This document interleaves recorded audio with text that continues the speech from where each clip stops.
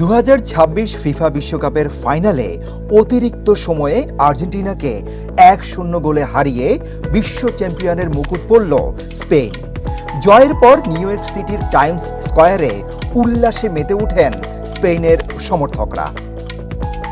Final ম্যাচের শেষ বাঁশি বাজার পর স্পেনের পতাকা হাতে, গান গেয়ে ও মুখে স্পেনের জাতীয় রং এঁকে বিজয় উদযাপন করেন তারা।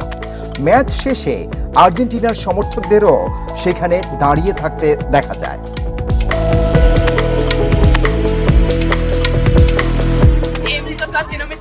এমন ফলই প্রত্যাশিত ছিল, তবুও আমি ভীষণ খুশি। দারুণ একটি ম্যাচ হয়েছে। আর্জেন্টিনাকে খুব কম ম্যাচেই এতটা চাপে দেখা গেছে। তারা এই শিরোপার পুরোপুরি যোগ্য। বিশ্বকাপ দেখতে আমি সন্তানদের ছাড়া নিউ ইয়র্কে এসেছিলাম। শুরুতে তারা আসতে চায়নি, এখন আমার সন্তানরা খুশি, পুরো স্পেনই খুশি। এই জয়ের মধ্য দিয়ে স্পেন দ্বিতীয়বারের মতো ফিফা বিশ্বকাপের শিরোপা জিতল। অন্যদিকে টানা দ্বিতীয়বার বিশ্ব চ্যাম্পিয়ন হওয়ার স্বপ্ন ভেঙে যায় বর্তমান চ্যাম্পিয়ন আর্জেন্টিনার। Desk report, hello Bangladesh.